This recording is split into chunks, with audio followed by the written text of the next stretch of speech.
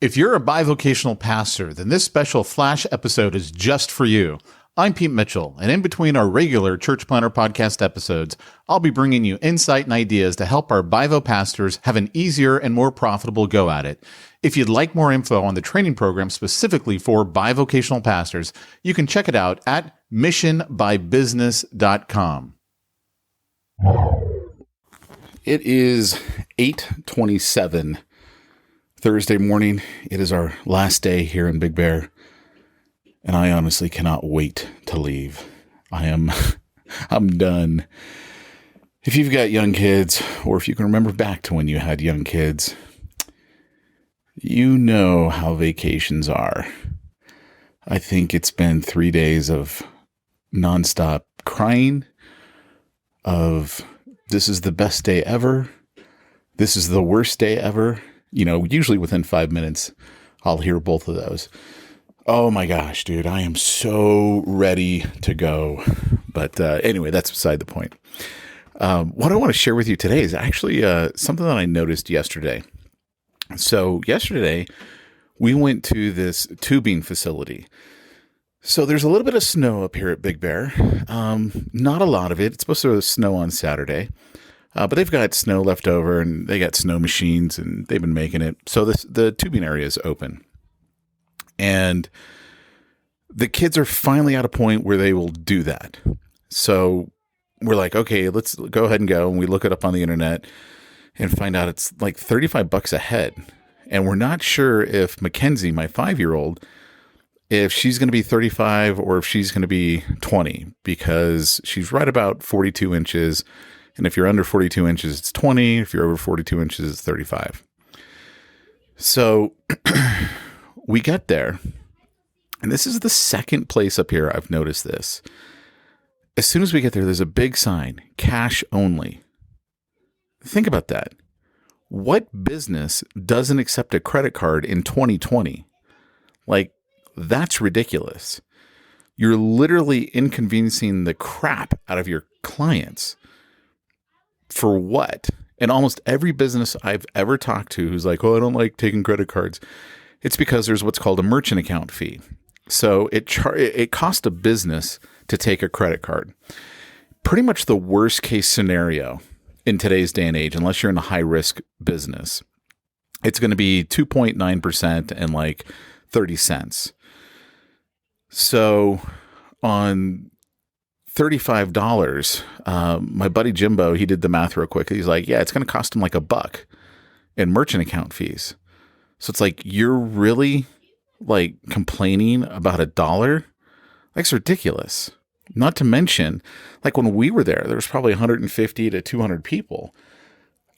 Think about all that cash. How much of it is getting stolen by these high schooler employees, which is not to say that because they're high schoolers, they steal. I'm just saying, you have that big of a temptation in front of someone, you're going to have a leakage problem.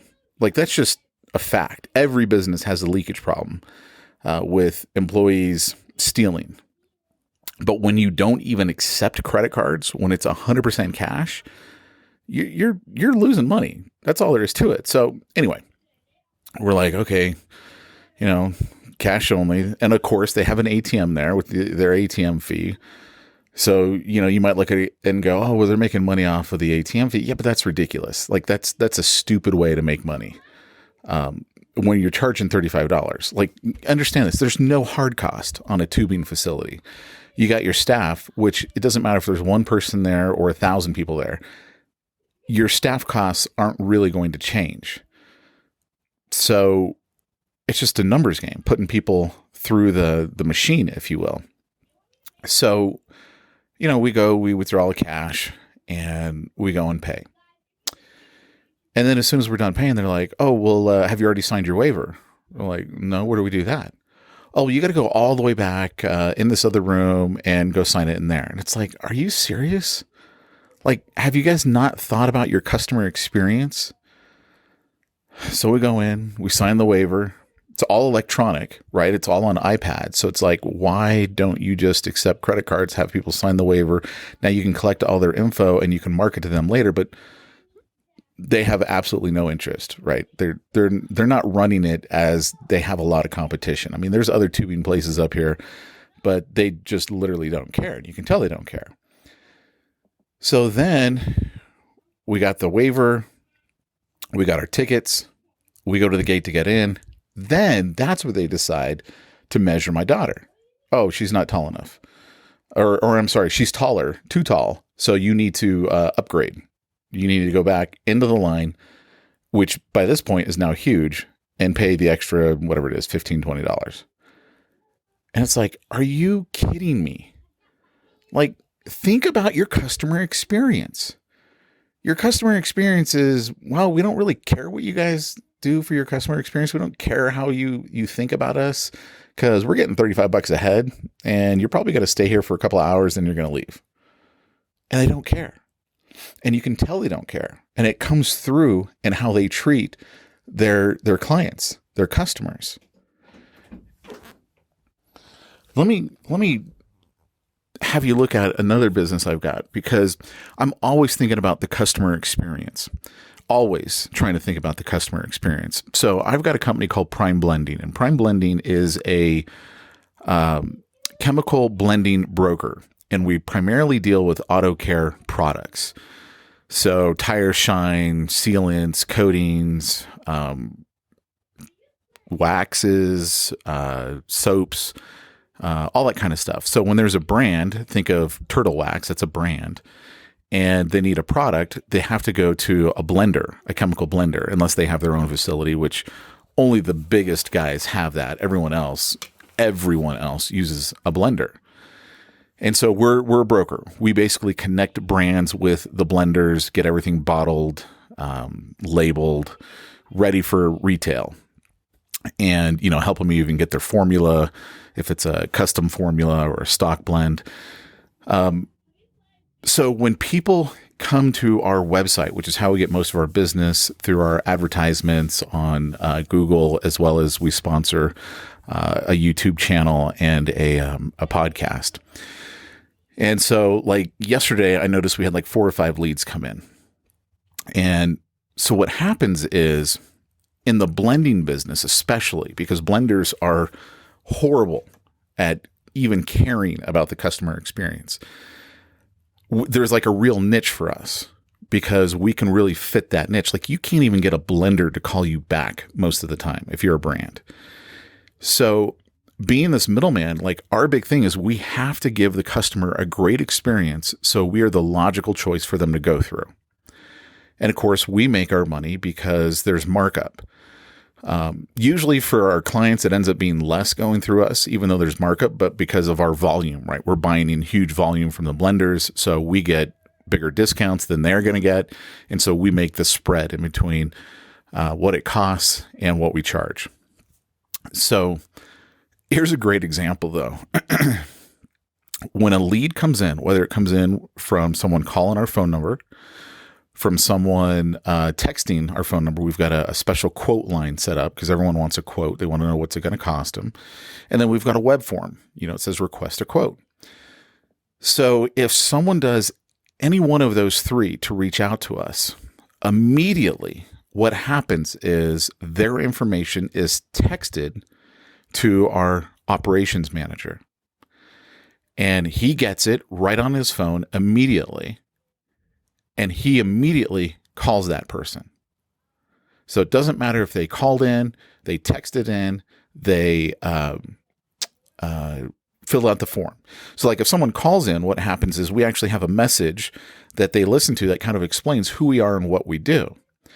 So as soon as they call in, that text message is sent to our operations manager while they're listening to this message. So our operations manager knows, okay, this guy, if they press the 1 button at the end, they're going to be connected directly to me. I need to be ready to take this call. If they text in, then again, our operations manager immediately gets a text.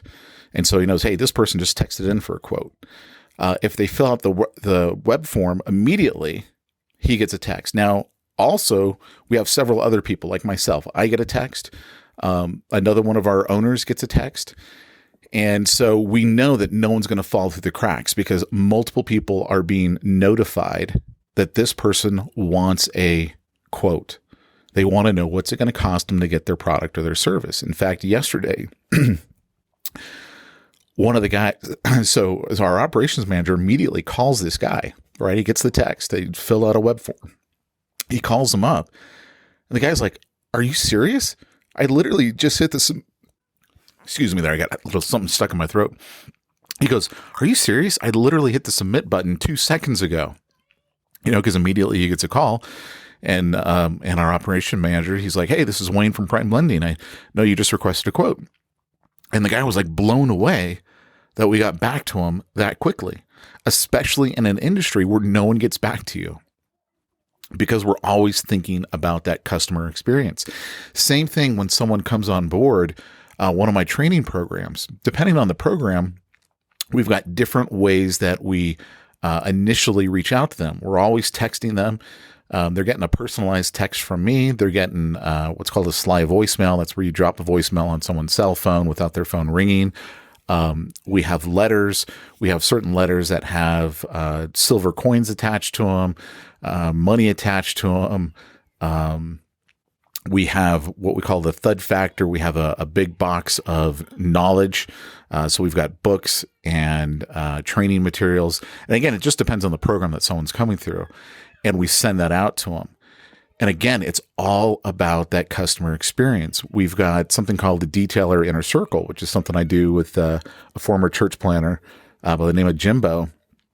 And with the Detailer Inner Circle, we literally, everyone who signs up and joins the Detailer Inner Circle, they get a physical card mailed to them from us, basically, welcoming them to the Detailer Inner Circle.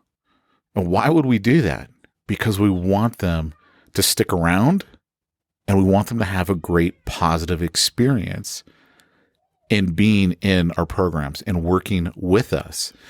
So if you're a bivocational pastor and you got to look at your business and think about your customer experience, what's it like for your customers, your clients, your patients when they work with you? What's it like when they're dealing with your staff? What's it like?